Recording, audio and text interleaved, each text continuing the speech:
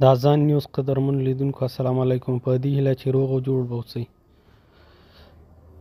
په افغانستان کې ځایي سرچینې وایي چې د پکتیکا ولایت ګیان ولسوالۍ یو ځل بیا شدیدې زلزلې له امله ځینې کورونه ویجاړ شوي او د زلزلې سیمې ګڼ شمېر ټپیان او ژوبل کسان ښارونو ته بیول کېږي.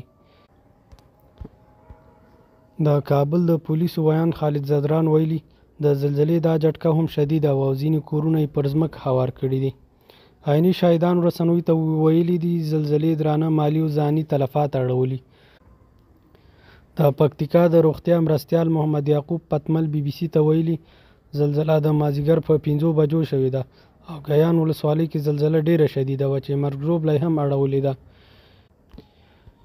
یو میاشت وړاندې هم د پکتیکا برمل او ګیان او خوست ولایت کې زلزلې درانه مالي او ځاني زیانونه اړولي وو.